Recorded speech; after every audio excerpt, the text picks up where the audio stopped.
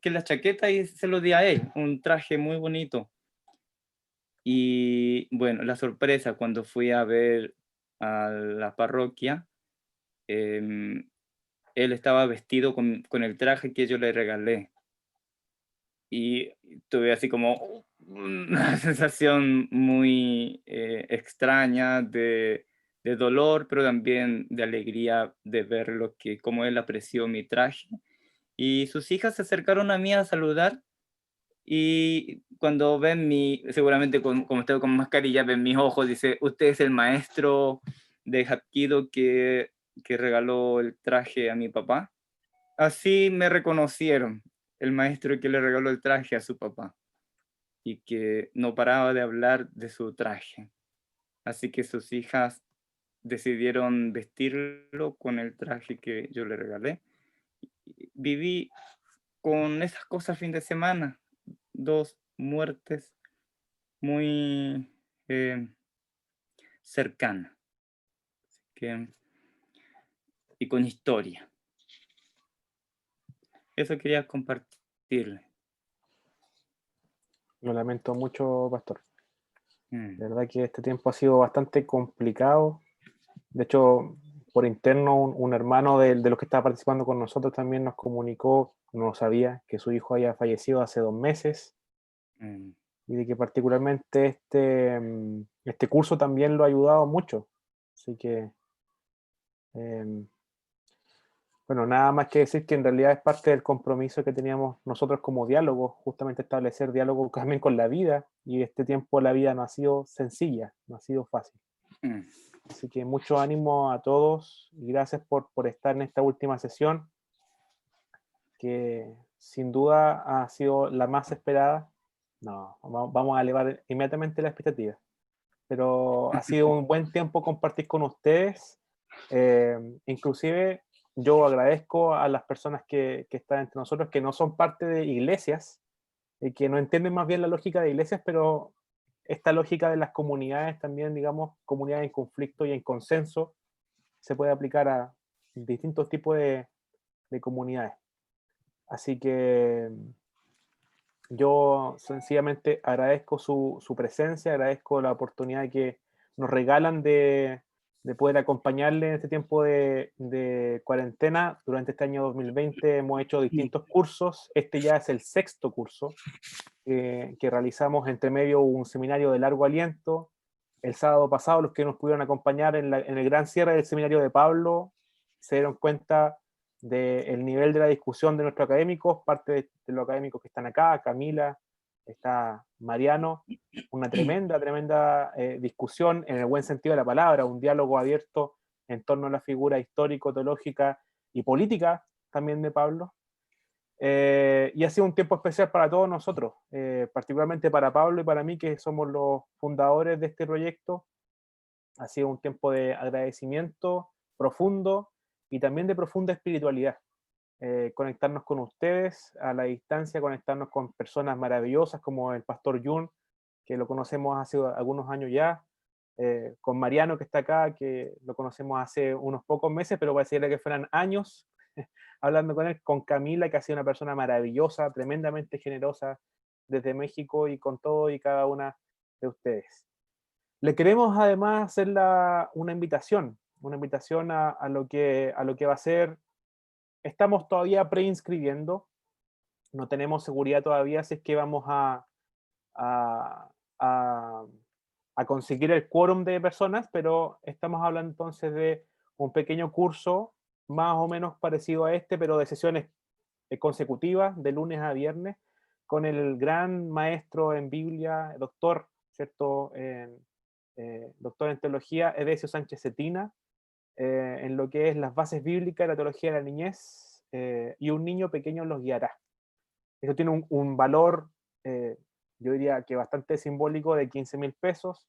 Y bueno, si les interesa, nos pueden comunicar por interno y podemos ajustar justamente y ver cuánta gente es la que quiere participar y si podemos darle adelante este proyecto, que va a ser un proyecto de verano, anticipándonos a lo que podría ser un verano en casa, a un verano encerrados por la pandemia. Así que, como es posible, capaz que que resulte todo esto y tengamos la hermosa oportunidad de encontrarnos con el doctor Edesio Sánchez, que para quienes lo conocen es una persona bastante docta en Antiguo Testamento, ha trabajado muchos libros históricos, los profetas, y últimamente ha trabajado esta línea de investigación que son las bases bíblicas para la teología de la niñez, que es una revolución epistemológica, diríamos, de cómo mirar a Dios, de cómo mirar igual el encuentro con mi hermano y con mi hermana.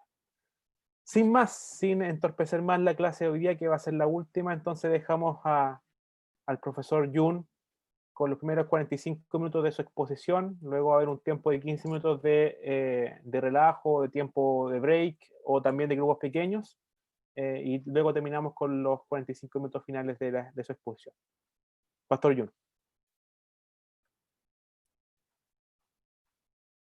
Está muteado.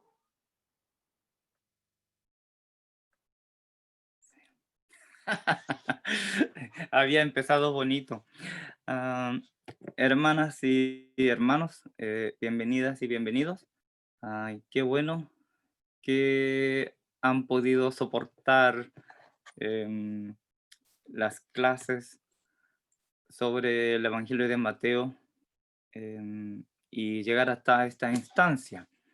Lamento que en 5 sesiones resumir una investigación que duró 10 meses. No, terminó en octubre, entonces estoy confundiendo que fue 10 meses, 6 meses de investigación. Resumirlos en 5 clases de 1 hora y media aprox.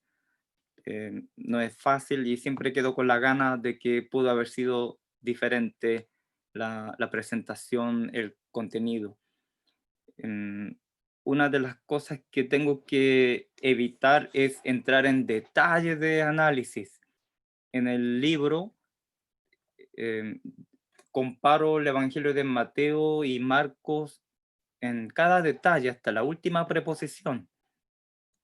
Pero entiendo que si hacemos así, nos quedamos durante todas las clases con un solo relato.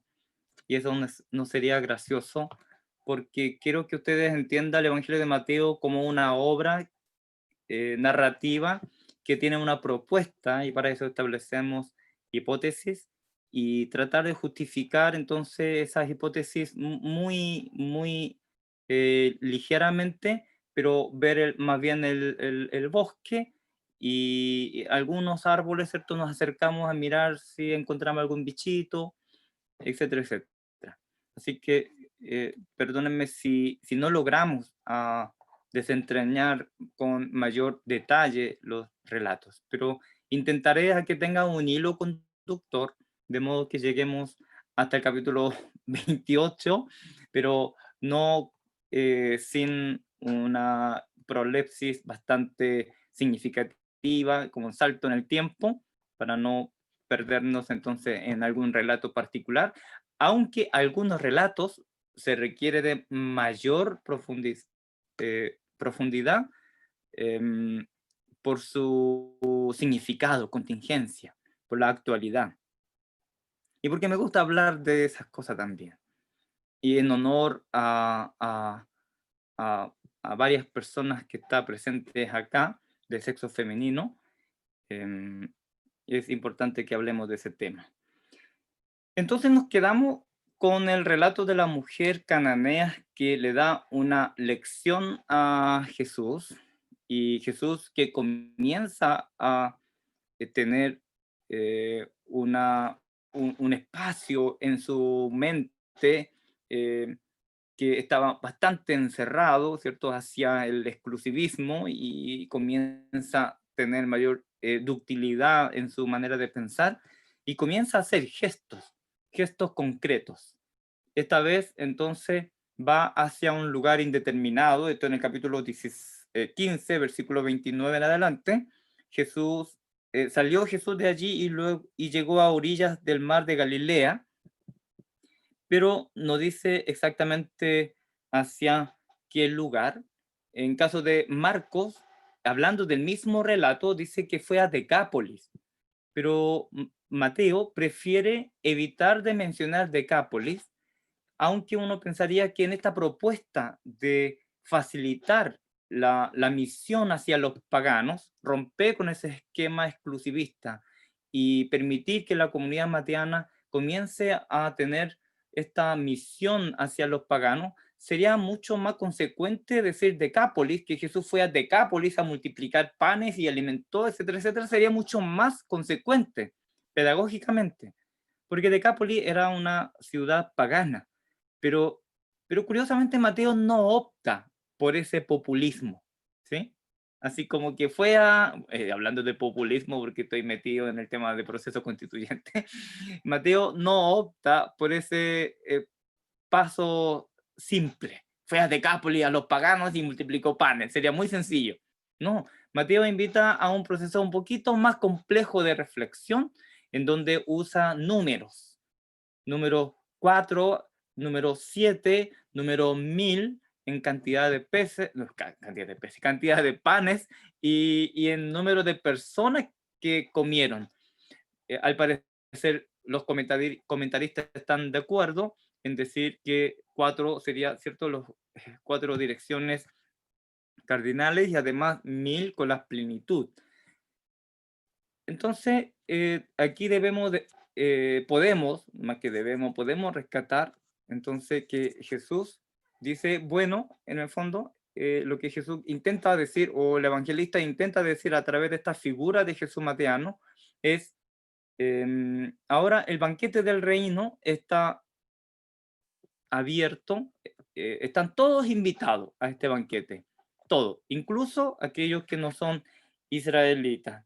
Lo interesante de esto es que la gente, luego,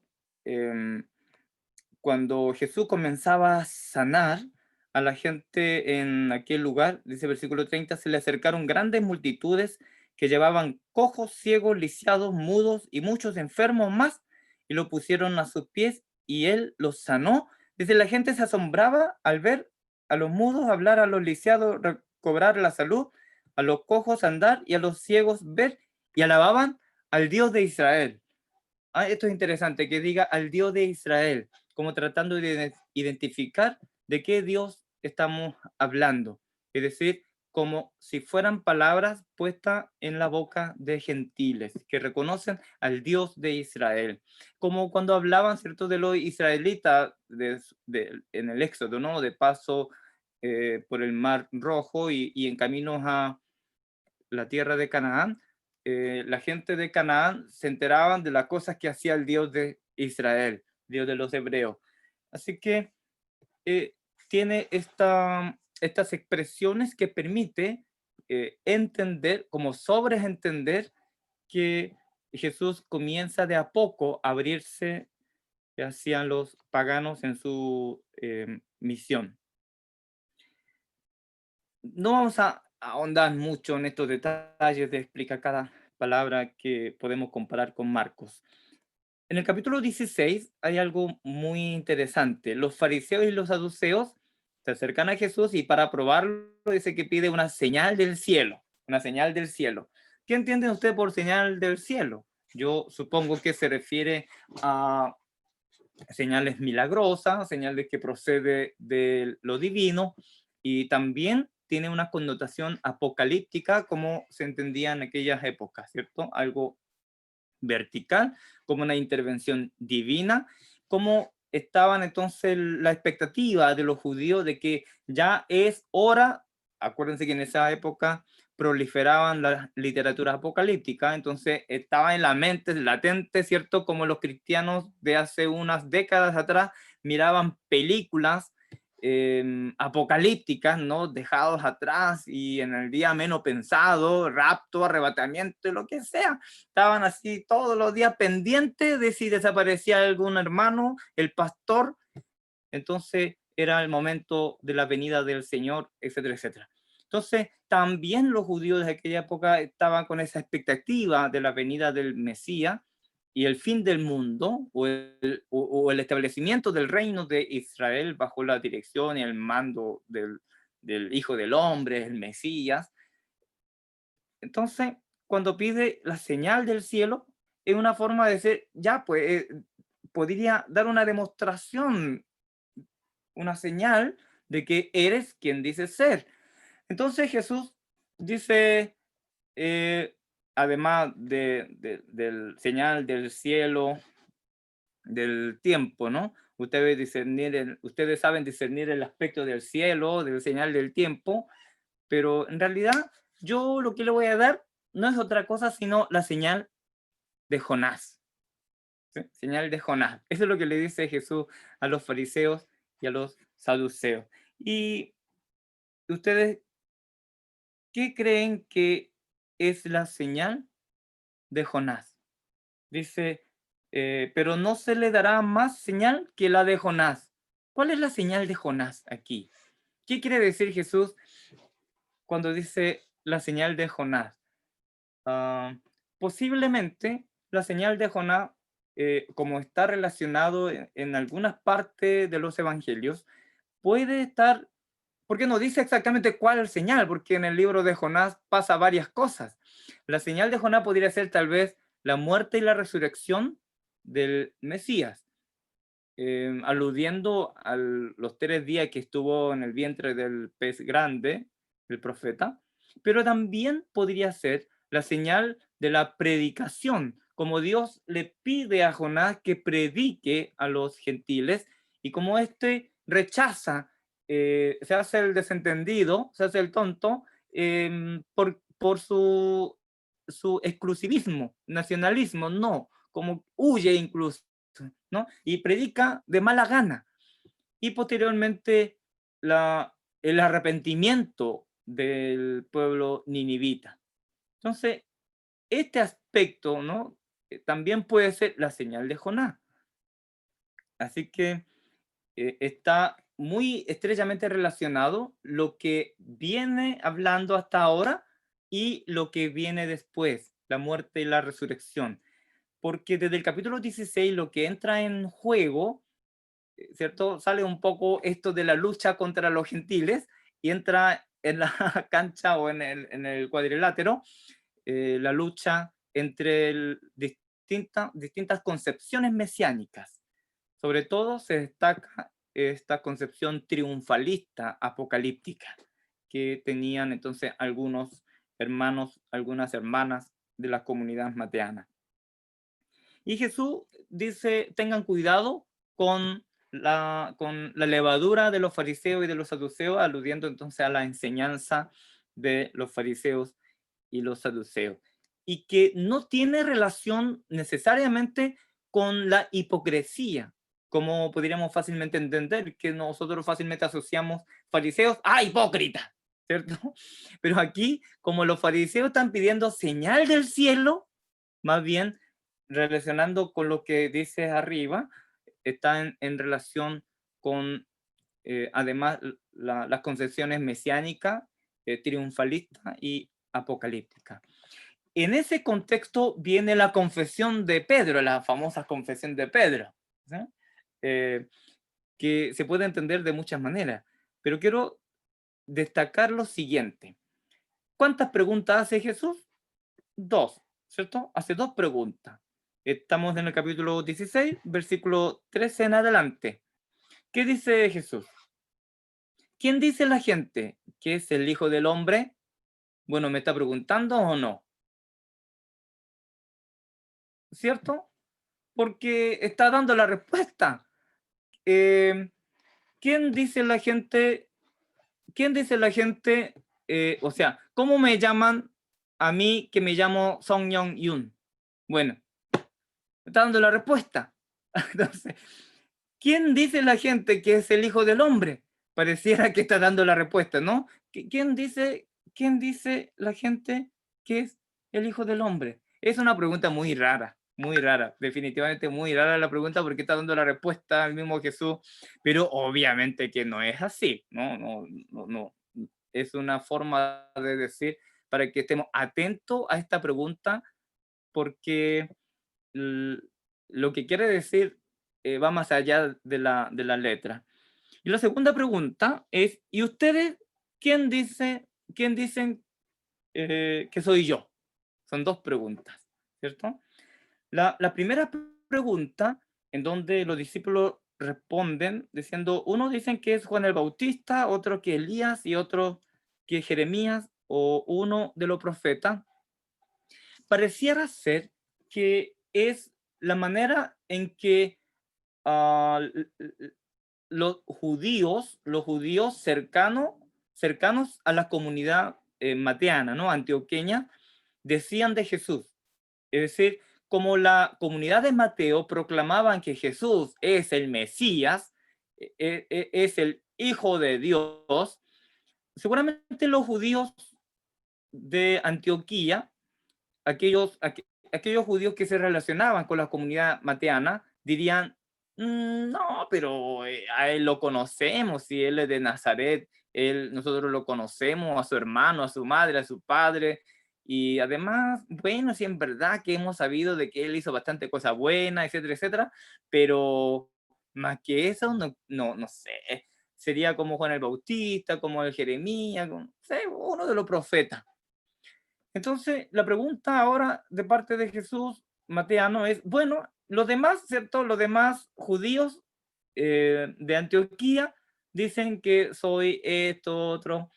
¿Y ustedes qué dicen? Entonces Pedro salta inmediatamente, dice, tú eres el Cristo, el Hijo del Dios viviente. Y esto guarden en su memoria, recuerden que fue Pedro quien dijo, tú eres el Cristo, el Hijo del Dios viviente. Y aquí viene entonces una lección de parte de Jesús posterior a eso. No nos vamos a detener en cada detalle, pero debemos fijarnos, ¿cierto?, en que Jesús a este Pedro que dice que, ah, que no va a pasar tales cosas que Jesús dice que le va a pasar a él, como el sufrimiento, la muerte, dice, no, eso no te va a pasar. Jesús le dice a Pedro, aléjate de mí, Satanás, quieres hacerme tropezar, no piensas en las cosas de Dios, sino en la de los hombres. Y luego viene entonces esta enseñanza que tiene que ver con el discipulado, ¿cierto? De tomar su cruz y seguirme, y además de, versículo 27, porque el Hijo del Hombre ha de venir en la gloria de su Padre con sus ángeles, y entonces recompensará a cada persona según lo que haya hecho. Les aseguro que algunos de aquí presentes, etcétera, etcétera, pero hablando de no ahora, sino después, ¿ya? Así que lo que tenemos que recordar en este relato de la confesión de Pedro, siempre tratando de que sea un relato retórico, es decir, un relato situado en una comunidad en donde para los lectores significa más que recordar un hecho del pasado, sino para la comunidad mateana que lee este relato, debió haber significado esto que dice la gente del Hijo del Hombre, porque en realidad nosotros creemos que es el Hijo del Hombre como el Mesías, ¿cierto? Apocalíptico, pero ¿qué dice la gente? La gente dice que es simplemente un profeta más, como Juan el Bautista, la gente los confunde, es que era compasivo, entonces era como el Jeremías, era un profeta más nomás en realidad, pero no el Mesías. Pero la comunidad mateana afirma que Jesús es el Mesías, el Cristo, el Hijo del Dios viviente, sobre todo un sector de la comunidad, además de afirmar que Él es el Hijo de Dios, el Mesías, etcétera, etcétera, tiene una concepción triunfalista y apocalíptica, y por esta razón vemos en el texto al final del capítulo 16 enseñanzas sobre la muerte y la resurrección del Mesías. Y así como llegamos al capítulo 17, un capítulo muy entretenido, en donde Jesús escoge 3 discípulos, no discípulos ni íntimos ni destacados, porque eran bastante lentos para aprender cosas. Estos discípulos suben con Jesús a esta montaña Y como ustedes ya habrán leído este texto de la transfiguración, el aspecto de Jesús, ¿cierto? Cambia, comienza a brillar, la ropa blanca, brillante, y de repente los envuelve una nube luminosa. Todo lo que aparece allí son imágenes apocalípticas. Y Jesús transfigurado, y aparece Moisés y Elías y conversa con ellos. En lo que tenemos que fijarnos acá, para no entrar en detalle, lo que yo voy a destacar aquí es eh, el momento en que los discípulos reaccionan. Además de que Pedro dijo, déjame construir 3 cabañas. en, en el Evangelio de Marco dice que los discípulos se asustaron cuando vieron todas estas cosas de la transfiguración. Se asustaron. Pero en Mateo todavía espera un poco. Vieron toda esa figura de transfiguración y las luces, el brillo, el rostro, Moisés, Elías conversando, nube luminosa. Y cuando recién oye la voz, miren, es el versículo 6, versículo 6. Recién en el versículo 6 dice, al oír esto, los discípulos se postraron sobre su rostro aterrorizados. Aterrorizados. ¿Qué fue lo que oyeron entonces? Oyeron que salía una voz de la nube luminosa que dice, este es mi hijo amado. El lector atento, ¿cierto? Se acuerda el capítulo 3, cuando Jesús fue bautizado, se oyó del cielo, ya reafirma. Ahora que Jesús afirma el carácter sufriente del Mesías, de la nube luminosa, después de todas estas imágenes apocalípticas, entre comillas, también triunfalistas, ¿cierto? Viene con esa carga del triunfalismo, se oye una voz que dice, este es mi hijo amado, escúchenlo, así como que escuchen a él, no lo que ustedes creen que es, sino escuchen a él, pongan atención. Una vez que escuchan esa voz, se tiran al suelo estos discípulos. Esta imagen es muy, muy interesante, porque el reconocimiento de parte de los discípulos viene, la reacción de los discípulos viene después de escuchar que Jesús es el Hijo de Dios y hay que escuchar, hay que poner atención en lo que Él dice, lo que Él enseña, en el fondo, entre comillas, de sí mismo. No lo que ustedes creen que es. Los discípulos no reaccionaron cuando vieron imágenes apocalípticas, sino cuando se dieron cuenta que habría que escucharle a Jesús, cuando Jesús habla de sí mismo como el Mesías sufriente, el Mesías que entrega a sí mismo a la muerte. Y es así como llegan entonces, desciende del monte, da lo mismo en qué monte haya sido, ¿no? La gente se preocupa en qué monte habrá sido esto, da lo mismo. ¿Sí?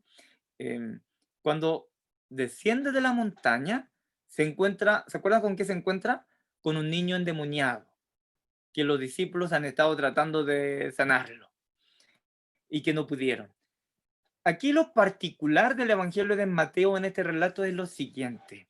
En el Evangelio de Marco, la sucesión de las cosas es igual. Descienden de la montaña y se encuentran con esta escena, pero el Evangelio de Marco trata de describir la escena en donde estaban rodeados y los discípulos estaban intentando hacer cosas. Ustedes se imaginarán, recibe, en el nombre de Jesús. Estaba ahí tratando de expulsar demonios y no podía.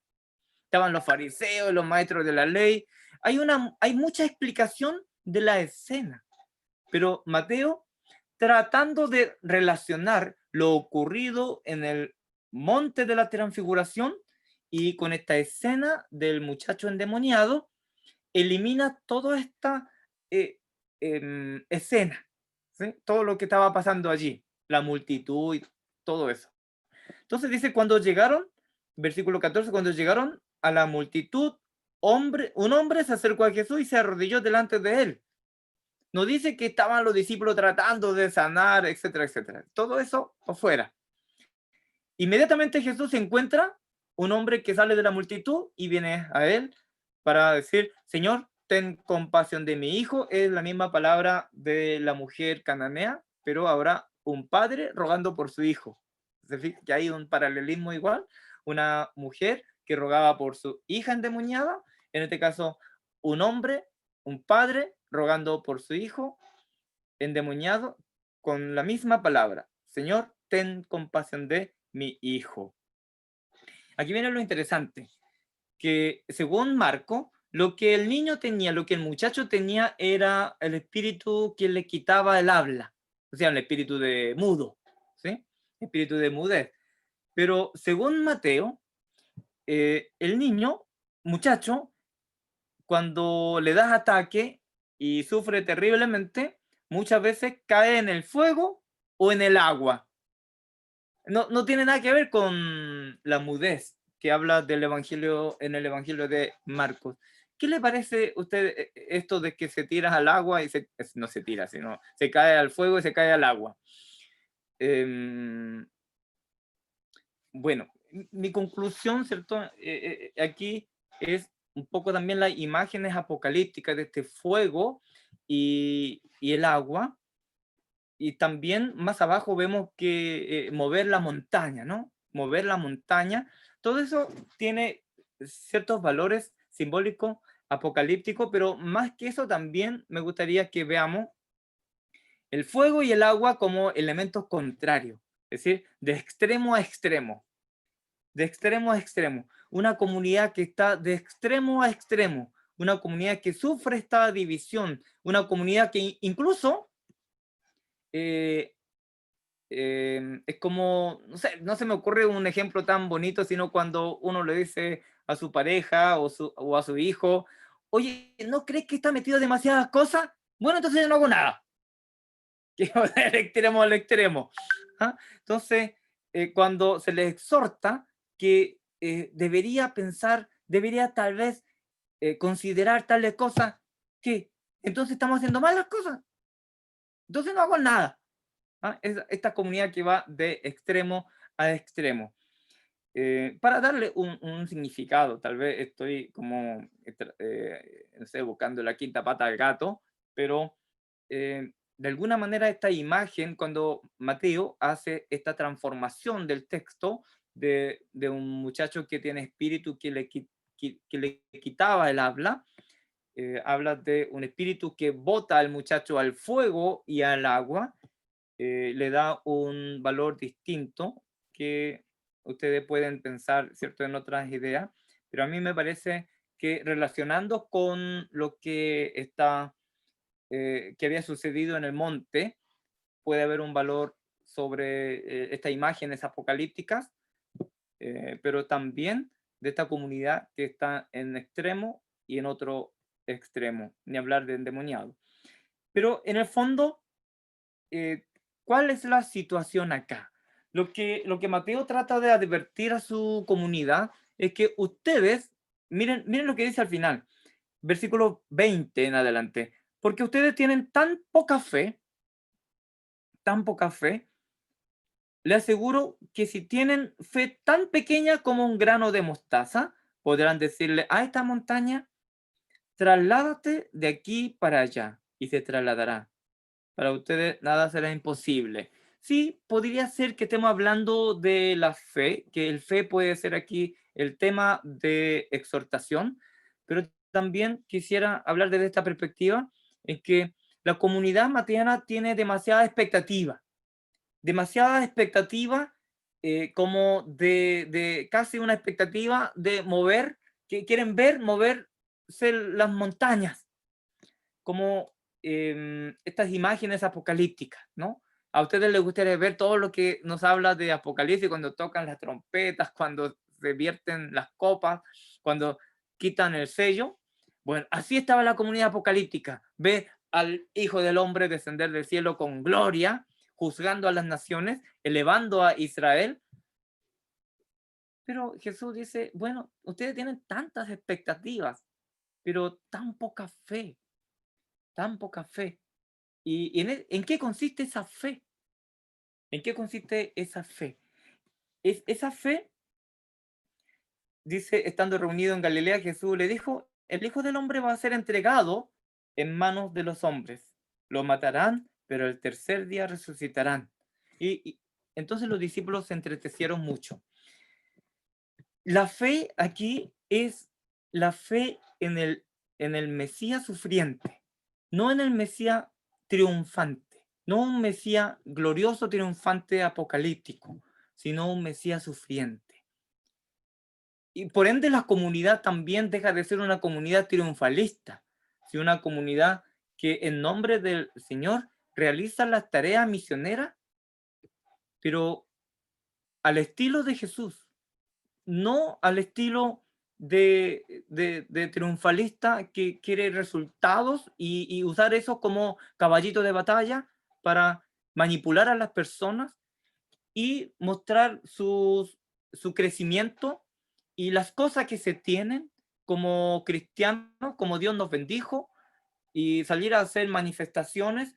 Mire la cantidad de personas que somos creyentes, somos capaces de derogar ley, somos capaces de, de reclamar con números, usar nuestros números, ¿cierto? La cantidad de personas como votos para presionar a las autoridades y hacer desfiles de automóviles como, mira lo que el Señor nos ha dado, el Señor nos ha bendecido. Si tú vienes hacia nosotros, también Dios te va a bendecir con edificios grandes, gigantes, bonitos, con adornos, grandes amplificaciones, músicas, equipo de sonido, a todo dar.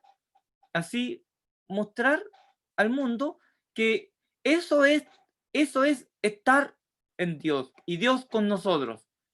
Fíjese, uno de los reclamos que hace Jesús a los discípulos es lo siguiente: ah, generación incrédula y perversa, ¿hasta cuándo tendré que estar con ustedes? ¿No les suena esa palabra? ¿Hasta cuándo tendré que estar con ustedes?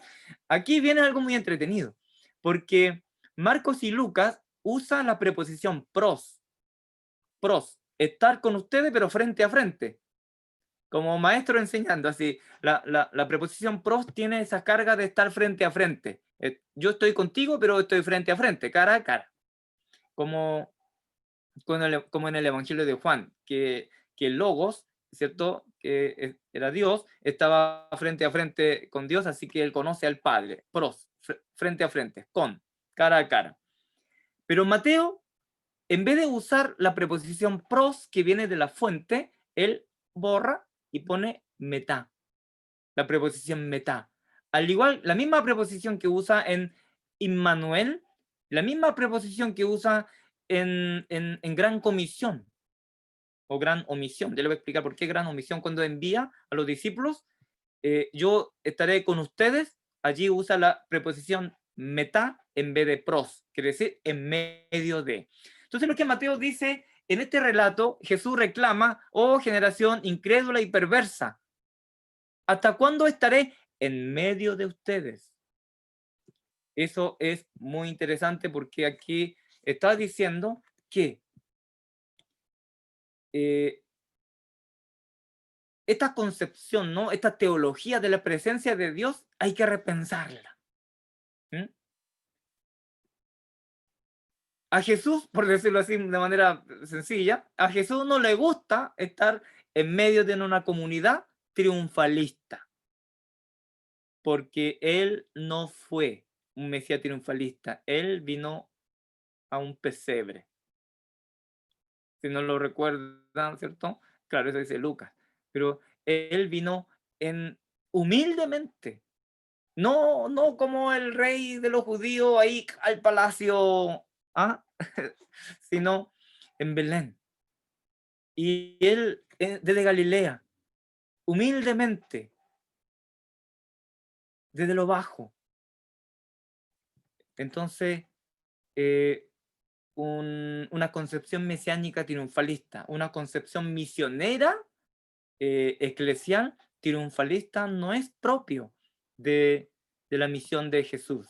Por eso aquí a mí me parece que usando cambiando tan solo una preposición en vez de pros, que significa estar frente a frente, usa la preposición meta, que significa estar en medio de, nos propone a pensar que la presencia de Dios es cuestionable cuando una comunidad cuando una iglesia, una comunidad es triunfalista, no ha entendido la misión de Jesús, que ha venido como para estar entre los hombres, abajándose, la kenosis, ¿no? La humildad del Mesías. Y ahora viene entonces para terminar esta parte, le voy a contar el relato que más me gusta, obviamente después del relato del encuentro con la mujer cananea, ¿sí? Ese es el broche de oro. Pero este relato que viene al final del capítulo 17 me gusta porque es un relato pintoresco, como esa típica narración que hemos visto en las películas, que se basa en los apócrifos, ¿no? Bolitas de greda que convierte en palomita, en pajarito. Bueno, esta narración a mí me parece algo extraño. Yo creo que esta es la narración que más se acerca hacia las narraciones que vemos en los evangelios apócrifos, ¿sí? No quiero decir que sea eso, sino como para explicar que es una narración en donde Jesús invita a Pedro a ir a pescar, ¿cierto? Tirar anzuelo y sacar el pez, de allí sacar moneda. Entonces, como, no sé, pero además de este carácter pintoresco del relato, lo que me gusta de este relato es justamente, es un relato que tiene muchos elementos narrativos que hace que nos invita a leer el Evangelio de Mateo como una narración, gran narración, y con un significado profundo, muy práctico. ¿Qué pasó? Llegaron a Capernaum. Llegaron a Capernaum y los demás siguieron caminando y Pedro, no sé, por alguna razón, estoy contando, ¿no? Como relato, Pedro por alguna razón iba un poquito más atrás. No sé si se habrá quedado con las ganas de construir las cabañas y ahí estaba pensando, pucha, ¿por qué no nos quedamos allá arriba? Pedro iba de alguna manera un poquito más atrás y fue abordado por unos hombres, un hombre que le pregunta: oye, tu maestro paga didracma, así le pregunta. Quiere decir, el hombre que abordó a Jesús, que era no sé, un cobrador de impuestos, estaba preguntando a Pedro si acaso Jesús pagaba el impuesto al templo, que se conocía como didracma, 2 dracmas. Entonces, los demás, ¿cierto? No sé si se habrán dado cuenta, pero al parecer Jesús se dio cuenta de ello, pero siguió de largo y entraron a la casa. Pedro, cuando fue consultado si acaso Jesús pagaba impuestos, Pedro dijo: sí, sí paga. Por alguna razón, Pedro dijo: sí paga. Seguramente, porque esta conclusión hay que sacar por lo que Jesús después dice, ¿no? Porque el narrador tiene que pensar que, bueno, o sea, el lector tiene que pensar que Jesús paga impuestos y Pedro sabía que Jesús pagaba impuestos, porque no dice nada de si pagaba o no pagaba, Pedro estaba mintiendo o Pedro en realidad se sintió acorralado y no quería avergonzarse, ¿cierto? No quería que le diga, pero ustedes son discípulos de un judío que ni siquiera paga el impuesto del templo. Entonces, sin preguntar a Jesús, Pedro dijo: sí, paga. Listo. Porque un buen judío, mayor de 20 años, por ley, tiene que pagar ese impuesto anual al templo, que era, ¿cierto? Se llama impuesto, pero era para el mantenimiento del templo, para comprar leña, para pagar sueldo a los sacerdotes que no hacían nada, etcétera, etcétera. Entonces, bien, Pedro luego entra a la casa y estoy en el versículo 25, miren, por si no me creen lo que estoy contando. Jesús, o sea, Pedro entra a la casa, dice Jesús se adelantó, o sea, rápidamente fue a encontrarse en la puerta como si hubiera estado esperando que entrara Pedro. Cuando se narra así, el lector tiene que involucrarse en el relato, mirar esa imagen de Jesús que se apresura en ir a agarrar el cierto del pescuezo a Pedro y que hace algo escribieron, no sé si me está reclamando o no por el chat, estaba bromeando en todo caso para ponerle color, ¿cierto?, a la narración. Espero que no sea un comentario malo. Entonces, no lo voy a leer porque después voy a leer. ¿Hasta dónde? Agarra el pescuezo a Pedro y le dice lo siguiente: Pedro, los reyes del mundo, ¿no? Los reyes de la tierra, ¿a quiénes les impone el tributo? ¿A los suyos, a la familia o a los de afuera? Pedro así como sorprendido, pero obvio, pero ¿cómo va a estar haciendo tal pregunta? ¿Cómo va a cobrar impuestos a su propia familia? El impuesto es a los que son de afuera. Entonces tú, recién nomás en el capítulo 16, cuando fuimos a Cesarea de Filipo, dijiste, tú eres el Cristo, el Hijo del Dios viviente. ¿No te acuerdas de eso? Y ahora, claro, te preguntan, ¿tu maestro paga impuestos? Y tú dices, sí. Y si yo soy el Hijo del Dios viviente, ¿por qué debo pagar impuestos en mi propia casa? Eso es lo que está reclamando Jesús. Miren lo que dice. Versículo 26. Entonces los suyos están exentos. Claro. Pero Jesús, o sea, los demás se sobreentiende, ¿no? Se sobreentiende porque Jesús lo que está diciendo, pucha, tú recién nomás dijiste que soy el Hijo de Dios y ahora dice que yo pago el impuesto. ¿No te parece que es contradictorio en relación, ¿no es cierto?, con tu confesión de que soy el Hijo de Dios? Entonces, tu confesión quedó ahí nomás, ¿te fijas? Pero, versículo 27, para no escandalizar esta gente. ¿Qué gente? Para no escandalizar a esta gente. Hay que preguntar qué gente. Los que creen que los, entre comillas, los hijos de Dios también tienen que pagar el impuesto. Vete al lago y echa el anzuelo, saca el primer pez que pique, ábrele la boca y encontrarás una moneda. Tómala y dásela a ellos por mi impuesto y por el tuyo. Y aquí nos enteramos que Jesús no había pagado. Es consecuente. Y además, Pedro tampoco. Sin vergüenza. Claro. Entonces, fíjese que lo que está diciendo este relato es lo siguiente. Cuando recuerden que estamos en el año 80, 85, Jerusalén y el templo ya había sido devastado.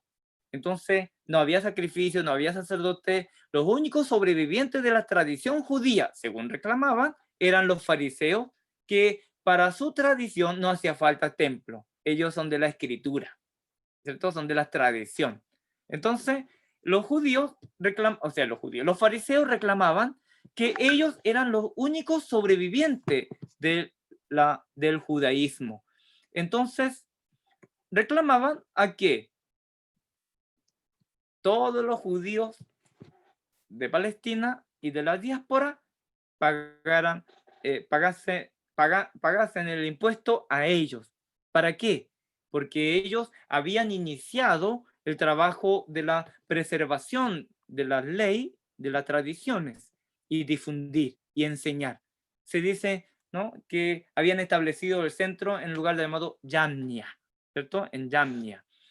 Así que ellos reclamaban que a ellos tenían que pagar el impuesto.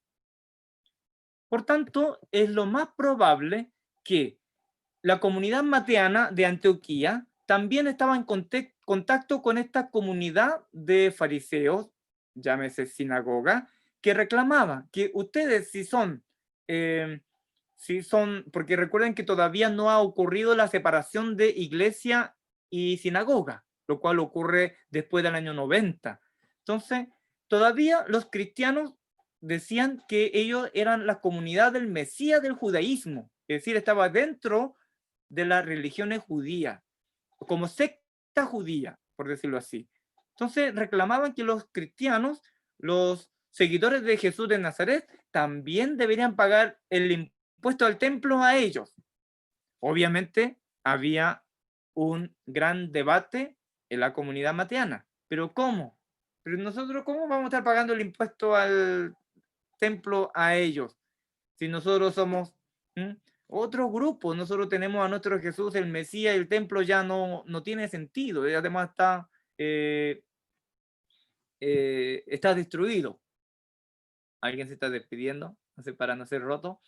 Así que había un gran debate en la comunidad mateana, y ahí se entiende lo que Jesús dice a Pedro en este relato, para que no se escandalice esta gente, para no provocar tropiezo, porque para alguna persona era tan importante que la comunidad pagara impuestos, este dinero que reclaman los fariseos, por la identidad, por de dónde venimos, mantener el vínculo.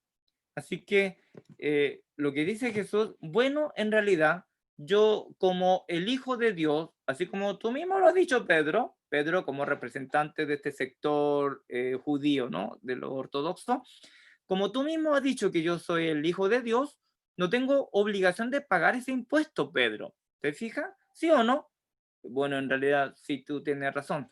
Pero para evitar el escándalo, para evitar tropiezo, para evitar conflicto, mira, haz esto y esto y esto y paga mi impuesto. Además, no seas sinvergüenza, tú tampoco has pagado, así que tú también pagas. Yo te ayudo a pagar tu impuesto. Entonces aquí sacamos una lección muy interesante. Los conflictos, ¿cierto? Se puede resolver cuando nosotros nos disponemos a renunciar a nuestros derechos. Hay algunas cosas que nosotros consideramos que son nuestros tengo derecho a eso. Por ejemplo, cuando reclamamos, mira, ¿tú qué vienes a decir cómo debemos hacer las cosas en nuestra iglesia? Cuando yo llevo aquí 40 años, mi padre fue el fundador de esta iglesia. Mi padre donó la mitad del dinero para comprar este sitio.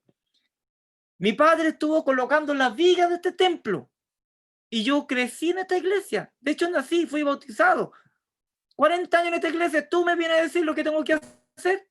Cosas que nacen de esto de sentir que tiene derecho. Más derecho que otro. En algún sentido, tiene razón, tiene cierto derecho, pero lo que el relato invita es cuando renunciamos a este tipo de derecho que creemos tener y que es reconocido incluso por otro, como cuando Jesús fue bautizado, él tenía todo el derecho de bautizar a Juan el Bautista, pero él renunció a ello y dejó que Juan el Bautista bautizara en reconocimiento de su ministerio. En este relato nos muestra un Jesús que renuncia a su derecho delante de propio Pedro, que había reconocido que él es el Hijo de Dios, pero Jesús dice, bueno, mira, podemos buscar de alguna manera de pagar esto, yo puedo pagar igual. Además, puedo ayudar a pagar tu impuesto. Seguramente siguiéndome, aprendiéndome, no ha podido trabajar y no tienes dinero, no ha podido pagar tu impuesto. Yo te ayudo a pagar ese impuesto. Más allá de dónde salió el dinero. Lo que vemos en este relato es un Jesús que se dispone, deja abajo su derecho, se abaja, se humilla. Pago ese dinero para que no haya escándalo.